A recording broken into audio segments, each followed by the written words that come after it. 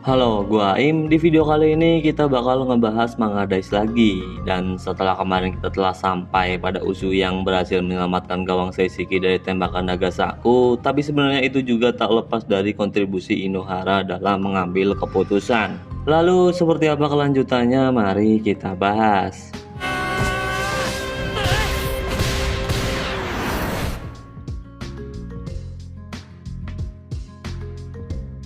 Setelah melihat Inohara yang tidak bereaksi ketika satu lawan satu dengan Nagasaku, atau berkata apa yang dilakukan Inohara itu di luar pemahamannya. Tapi menurut Ura, apa yang dilakukan Inohara mungkin cuma karena dia yang lambat dalam pengambilan keputusan. Namun dari sudut pandang Atomu tidak seperti itu. Fakta bahwa keputusan yang Inohara ambil itu sudah tepat. Karena jika saja Inohara bereaksi sedikit lebih cepat, Nagasaku bisa dengan mudah menendang ke arah sebaliknya. Ura pun kemudian terlihat paham dan dia berkata apa yang dilakukan Inohara ternyata butuh banyak keberanian. Dan mulai dari sini ia bisa dengan mudah bertarung karena normalnya setiap orang pasti akan menjadi tidak sabaran. Inohara yang punya keberanian untuk tidak bergerak bagi Atomu yang sesama penjaga gawang itu salah satu kualitas penjaga gawang yang sangat hebat. Meski penonton yang ada di depan Ura dan Atomu kemudian berkata jika Inohara punya refleks yang lambat, tapi tetap saja bagi Atomu cuma sesama kiper aja yang bisa menilai kemampuan kiper lain. Namun pemain tingkat tinggi seperti Ryosuke juga harusnya sudah menyadari itu. Nah, di sisi lain Ryosuke yang akan mengeksekusi tendangan pojok sebelum menendang, dia memberikan tanda kepada para pemain Ryuzan. Marco dan Shimura pun sepertinya paham dan saat Ryosuke melakukan tendangan, Marco dan Shimura langsung berlari ke tiang dekat. Tentu di sini semua pemain Seishiki mengikuti pergerakan Marco dan juga Shimura, namun apa yang dilakukan keduanya ternyata hanyalah umpan dan yang mengejutkan tendangan Ryosuke di sini melengkung dan langsung mengarah ke gawang Seishiki. Semua orang yang melihat itu pun nampak kaget gak percaya, tapi yang lebih mengejutkan Inohara kemudian mampu buat menepis bola. Dan tentu aja hal itu membuat semua orang terlihat bengong melihat penyelamatan epic Inohara.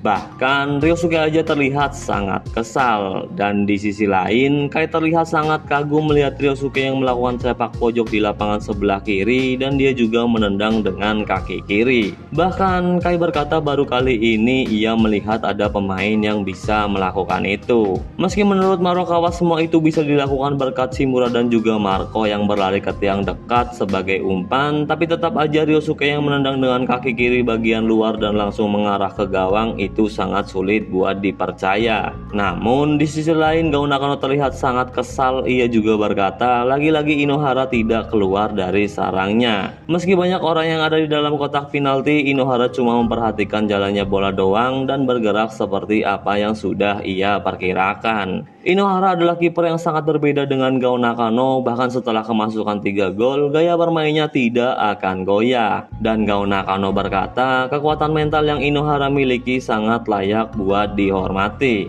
Kazuhiko di sini juga berkata kepada Tsukamoto jika Inohara adalah kiper yang sangat hebat. Nah, di sisi lain, para pemain Seishiki berteriak jika hebatnya Inohara itu tak lepas dari hasil dia berlatih. Namun sebenarnya cuma Naki aja yang tahu bagaimana cara Inohara berlatih, dan Naki di sini berkata jika latihan Inohara sebenarnya sangat membosankan. Setelah selesai melakukan pemanasan, Inohara akan berlari memutari lapangan dan sesudah itu ia akan mengulangi latihan dasar yang sederhana. Bahkan Inohara melakukan latihan dasar sampai minigame akan dimulai. Ia akan melakukan itu terus-menerus sampai ia merasa sudah benar-benar paham akan situasi tembakan ke gawangnya. Inohara jatuh bangun demi menghalau bola, bahkan ketika hari dimana hujan turun ia tetap mengulanginya walau sampai ratusan bahkan ribuan kali. Shiratori dan Hayase yang mendengar itu pun bersyukur mereka tidak berposisi sebagai penjaga gawang karena itu terlihat tidak menyenangkan. Namun Haibara berkata di dalam hatinya jika Inohara memang orang yang seperti itu.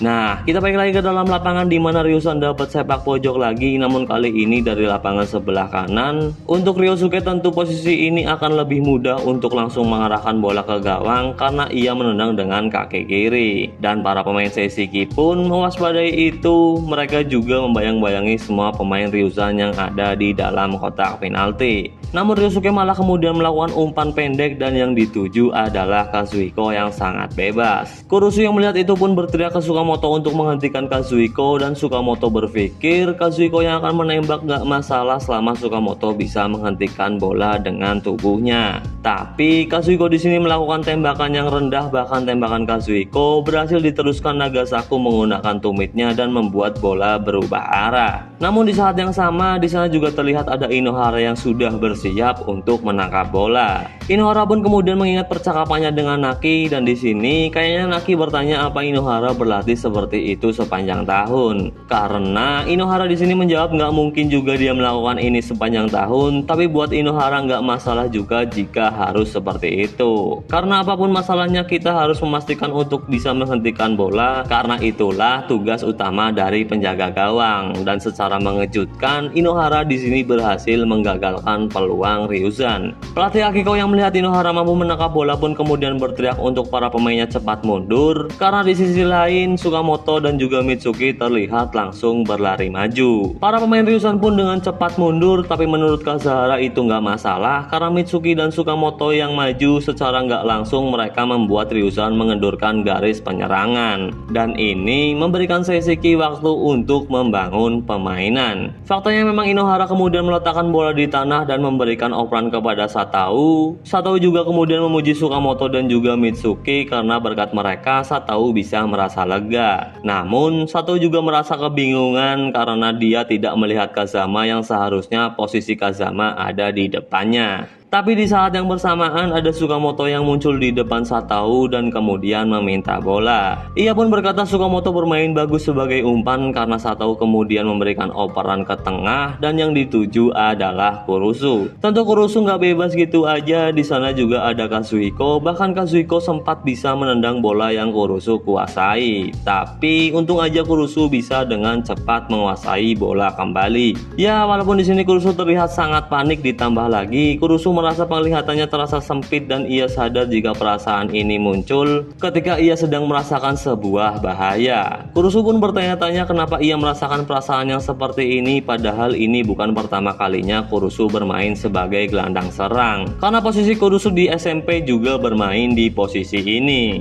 Kurusu lalu mengingat perkataan Ubukata yang bertanya apakah ia bisa bermain sebagai gelandang serang. Sebenarnya udah pernah aku bahas juga momen ini, namun waktu itu kita nggak tahu jawaban apa yang Kurusu berikan, dan di sini akhirnya kita mengetahuinya. Kurusu berkata kalau dia bisa bermain di posisi itu, namun dia bilang kalau Seishiki masih punya Kimista Senpai. Tapi Ubukata menjawab kalau Kimista nggak bakalan sanggup berada di posisi itu karena lawannya Ryuzan. Bahkan Kimista sendiri pasti udah tahu akan hal ini. Tentu Kurusu terlihat kaget mendengar jawaban Ubukata. Namun Ubukata bilang lagi kalau tekanan untuk orang yang bermain di gelandang serang saat melawan Ryuzan itu lebih besar daripada saat melawan tim-tim yang sudah pernah kita hadapi, dan tentu aja alasannya karena Ryuzan punya Kazuhiko. Ubukata berniat menempatkan Kurusu di sana untuk bisa mengulur waktu walaupun cuma sedikit, dan di dalam lapangan Kurusu baru sadar jika apa yang Ubukata bilang itu bukan sebuah lelucon. Menurut Ubukata selama Seishiki bisa menghindari pertarungan di area itu, Ryuzan nggak bakalan bisa merebut bola. Dan di sisi lain Kimista yang melihat Kurusu bertarung dengan Kazuhiko berkata jika Kazuhiko bukan hanya punya kekuatan, tapi kemampuan adaptasinya dalam menghadapi lawan juga sangat bagus. Dia juga tidak akan mudah kehilangan kesabaran. Terlebih lagi Kazuhiko akan terus berlari hingga pertandingan selesai karena staminanya yang sangat tidak masuk akal. Di Seishiki bukan Suzuki yang bisa menghindari bentrokan dengan Kazuhiko, bukan juga Kazama karena ia juga sudah kelelahan. Kimista juga sadar kalau dia nggak bisa melakukan itu karena gaya bermain ideal kali ini untuk Kurusu, dan Kimista mengakui kalau dia nggak bisa memainkan peran itu. Kimista pun berkata untuk Kurusu berhenti mencari-cari Kimista dan kau harus memainkan sepak bola milikmu sendiri. Kurusu di sini memang bisa mempertahankan bola dan berhasil mengulur waktu untuk para pemain Seishiki bisa maju. Bahkan Kazuhiko berkata di dalam hatinya kalau Kurusu itu kuat, bahkan lebih kuat daripada yang Kazuhiko kira. Namun ya tetap saja Kurusu di sini membutuhkan bantuan dari seseorang, bahkan para pemain cadangan Seishiki berteriak untuk seseorang membantu Kurusu. Dan di saat itulah ada Tsukamoto yang tiba-tiba di samping Kurusu dan meminta bola. Kurusu pun kemudian mengoperkan bola tapi bukan ke Tsukamoto melainkan ke Kimista. Dan dengan satu gerakan yang apik, Kimista berhasil mengirimkan umpan jauh kepada Mitsuki. Tentu Mitsuki nggak bebas gitu aja karena dari depan ia dihadang oleh Marco, tapi di sini Mitsuki juga dapat bantuan dari Kokubo yang berkata untuk Mitsuki terus maju. Meskipun di sisi lain Marco juga dibantu oleh pemain Ryuzan nomor 7, akan tetapi yang datang membantu bukan cuma dia aja. Dan ternyata Kazuhiko juga udah ada di sana. Tentu hal ini membuat Kokubo terkejut dan berkata, nggak mungkin, kenapa bisa orang ini sudah ada di sini. Tsunayama yang melihat itu pun berkata selama Ryuzan punya Kazuhiko, mereka akan menang jumlah pemain dalam memperebutkan bola. Mitsuki yang sekarang dikepung 3 pemain Ryuzan pun terlihat terkejut, akan tetapi bukan karena ia terkepung, melainkan di belakang Kazuhiko ternyata sudah ada Tsukamoto. Mitsuki pun kemudian mengoperkan bola ke Tsukamoto dan berkata jika Tsukamoto ini mirip seperti Kazuhiko. Tsukamoto yang menerima bola pun kemudian maju, namun para pemain Ryuzan dengan cepat menghadangnya. Ia pun dibuat tidak bisa maju lebih jauh lagi. Tsukamoto juga tidak bisa memberikan operan karena Kazama dan juga Kurusu dibayang-bayangi pemain Ryuzan. Apalagi di sisi lain Oshiba juga belum ada di garis depan. Nah, di saat Tsukamoto masih terlihat bingung, dari belakang Kazuhiko mampu buat mencuri bola. Kazuhiko pun berniat buat melakukan counter attack, apalagi Ryosuke juga paham dan terlihat langsung maju ke depan. Tapi Tsukamoto di sini nggak membiarkan Kazuhiko menguasai bola gitu aja. Bahkan untuk pertama kalinya kita melihat Tsukamoto melakukan pelanggaran dengan cara menarik baju Kazuhiko. Kazuhiko dan Tsukamoto pun kemudian terjatuh dan di sini untuk pertama kalinya juga Tsukamoto mendapatkan kartu kuning. Ia pun terlihat menunduk meminta maaf, tapi sebenarnya Tsukamoto nggak punya pilihan lain karena jika Kazuhiko bisa lolos gitu aja, Ryuzan udah pasti bisa melakukan counter attack. Nah, di sisi lain jurnalis yang melihat Kazama berkata jika Kazama sudah benar-benar kelelahan. Tentu ini akan menjadi sebuah masalah buat Seishiki karena selama ini ia selalu memimpin serangan. Namun Kazama memang sudah terlalu banyak berlari. Oshina dan Aiba juga menyayangkan Kazama yang sudah kehabisan stamina, bahkan bukan cuma Kazama aja, seluruh pemain Seishiki juga sama aja. Di dalam lapangan Kazama yang melihat Tsukamoto dari jauh, di dalam hatinya ia meminta maaf karena dia menyanyiakan kesempatan yang seharusnya bisa menjadi sebuah peluang. Dan di sisi lain Tsukamoto juga berkata di dalam hatinya kalau itu nggak masalah. Kazama pun kemudian terlihat terkejut melihat Tsukamoto tidak lagi melihat ke arahnya dan malah terlihat berkomunikasi dengan Kurusu untuk kembali bertahan. Kazama pun berpikir jika Tsukamoto seperti berkata kalau dia nggak bisa disebut teman jika selalu membutuhkan bantuan. Meskipun Kazama cuma menebak, tapi setidaknya itu yang ada di dalam pikiran Kazama. Nah, karena tadi Tsukamoto melakukan pelanggaran, Ryuzan di sini kembali menguasai bola. Tsukamoto pun langsung bergerak untuk melakukan pressure dan di dalam hatinya ia berkata jika saat ini adalah waktu yang tepat untuknya bisa membantu. Kazama, Kurusu bahkan setiap orang di Seishiki terus mendukung Tsukamoto, bahkan ketika ia berbuat hal yang kasar kepada Ubukata tetap mempercayai dirinya. Tsukamoto pun bilang jika kali ini ia punya alasan untuk terus berlari. Nah, Tsukamoto yang terus melakukan pressure meski dia tidak bisa merebut bola, tapi Hoshina berkata jika para pemain Ryuzan sangat kerepotan.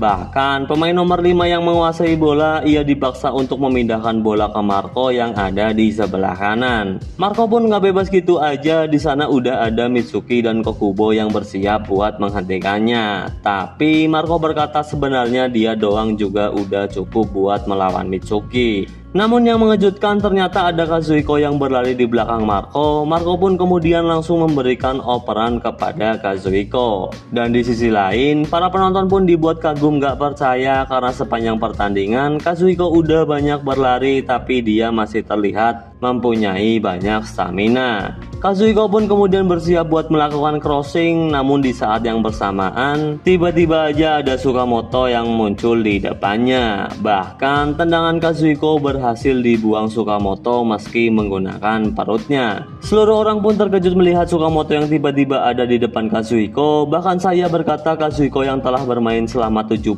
menit tidak ada gunanya membandingkan dengan Sukamoto yang baru bermain 10 menit. Namun tetap saja Sukamoto berhasil unggul dari Kazuhiko dalam hal momentum. Sukamoto yang terlihat kesakitan, Kazuhiko bertanya apa dia baik-baik aja. Sukamoto pun kemudian memberikan tanda kalau dia nggak apa-apa. Dan di dalam hatinya, Sukamoto berkata kalau dia memang sempat punya waktu yang sulit, tapi sekarang waktunya buat membuktikan jika dirinya tidak akan ragu lagi. Nah, di sisi lain Kazama yang sebenarnya merasa panik, tapi setelah melihat aksi Sukamoto, ia berkata rasa panik itu kini telah hilang. Ryusan yang sekarang dapat lemparan ke dalam. Sementara itu pertandingan udah berjalan 31 menit dan menyisahkan 9 menit lagi hingga pertandingan berakhir. Sayurin pun berkata sejauh ini Sukamoto sudah melakukan apa yang terbaik, namun Kazama malah terlihat kelelahan. Bahkan Sayuri nggak pernah melihat ini terjadi kepada Kazama sebelumnya. Ibunya Kazama pun terlihat setuju dan Ryuzan yang menguasai bola, mereka langsung memindahkan bola ke lapangan sebelah kiri dan itu adalah posisi di mana Kazama berada. Sepertinya para pemain Ryuzan sadar jika Kazama sudah kelelahan dan berniat buat memanfaatkan itu. Sato yang berada di belakang Kazama pun berteriak untuk Kazama nggak memaksakan diri buat merebut bola. Tapi di saat yang sama Sato terkejut karena ada Sukamoto yang sudah ada di lapangan sebelah kanan dan berusaha buat merebut bola. Sukamoto yang terus mempressing pemain Ryuzan pun memaksa mereka mengoper ke belakang. Bahkan setelah itu Sukamoto masih tetap berlari untuk merebut bola. Dan Sato yang melihat dari belakang pun heran karena ini bukan seperti Sukamoto yang biasanya. Bahkan setelah bertanding di turnamen nasional dan setelah melawan Ichibiyoshi kemarin, dia juga tidak bermain seperti ini. Kurusu juga berkata Sukamoto masih bertingkah aneh saat pemanasan dan apakah sekarang ia sudah tidak memiliki keraguan. Setiap orang di sesi pun merasa terkejut dengan permainan Sukamoto, tapi Sukamoto masih berkata di dalam hatinya jika dia yang bermain belum sampai 10 menit masih belum melakukan apa-apa. Hoshino yang melihat permainan Sukamoto pun berkata jika pertumbuhan Sukamoto itu bagaikan sebuah tangga, tapi menurut Ubukata Sukamoto seperti sedang membangun sebuah blok bangunan. Yang Sukamoto perlukan adalah usaha untuk mengumpulkannya. Bahkan ketika tidak ada orang yang memberitahu Sukamoto di mana tempat untuk menempatkan bangunan, jika itu runtuh ia tinggal melakukannya lagi. Bangunan yang Ubukata maksud di sini tentu tentang Sukamoto yang punya kemampuan untuk mengambil bola rebound, cara untuk melakukan tembakan, kesadaran untuk beralih antara menyerang dan bertahan, dan yang terakhir melepaskan diri dari penjagaan lawan. Walaupun Sukamoto mendapatkan keahlian itu dari berbagai macam orang, tapi menurut Ubukata hal yang menjadi pondasinya adalah berlari. Karena dari awal Sukamoto cuma diajari untuk berlari. Usu yang melihat Sukamoto dari belakang pun berkata Sukamoto yang pertama kali bergabung ke Seishiki dan masih payah banget. Siapa yang akan percaya jika melihat permainannya yang sekarang? Bahkan perkembangan Sukamoto membuat Usui menganggap kalau dia nggak bakalan diandalkan lagi. Ya sedikit lega juga akhirnya kita bisa melihat kemampuan Sukamoto yang sekarang. Padahal saat nonton animenya kita selalu diperlihatkan Sukamoto yang masih payah banget. Nah kita lalu berpindah ke tempat ibunya Sukamoto bekerja. Temannya ibunya Sukamoto ini masih melihat pertandingan Seishiki dan sebenarnya ia ingin bilang jika Sukamoto tidak bermain buruk. Namun ia kemudian dikagetkan dengan ibunya Sukamoto yang pamit pulang karena pekerjaannya sudah selesai. Dan di dalam pertandingan Ryuzan yang berniat mengirimkan vertical pass kepada Ryosuke, namun Oshiba bisa mengantisipasinya. Bahkan bola kemudian berhasil dikuasai Usui dan saat Usui melihat ke depan, Mitsuki berkata untuk memberikannya operan dan dia akan mencetak gol. Sukamoto juga berteriak untuk para pemain Seishiki maju dan Usui langsung mengirimkan umpan jauh kepada Mitsuki. Di sini Mitsuki terlihat adu sprint dengan Marco, bahkan Kazuhiko juga ikut mengejar bola. Meski pada akhirnya Mitsuki bisa menguasai bola. Tapi karena ia yang dihadang Marco dan Kazuhiko, Mitsuki berniat buat memberikan operan kepada Tsukamoto yang ada di tengah. Namun, operan Mitsuki ini cuma lurus dan sama sekali tidak mengarah ke Tsukamoto. Bahkan dari belakang Oshiba juga berteriak jika Mitsuki payah banget. Nah, operan Mitsuki yang lurus dan mengarah kepada Seto, ia sudah bersiap untuk membuangnya. Namun, secara mengejutkan Tsukamoto ternyata bisa meraih bola dengan kakinya. Tentu ini membuat Shimura dan Seto terkejut, namun kita berpindah dulu ke ibunya Tsukamoto yang sudah ada di dalam mobil. Dan saat ibunya Tsukamoto baru aja menyalakan handphone, ia mendengar suara dari komentator yang berkata jika Seishiki menciptakan peluang emas dan Tsukamoto sedang dalam keadaan 1 lawan 1 dengan kiper. Tentu ini menarik banget apa yang akan terjadi kepada Tsukamoto dengan keadaannya yang lagi 1 lawan 1 dengan Go Nakano. Namun pembahasan kita sampai sini dulu aja. Like kalau kalian suka, komen kalau ada pembahasan yang salah, dan subscribe kalau kalian mau. Jadi bye bye.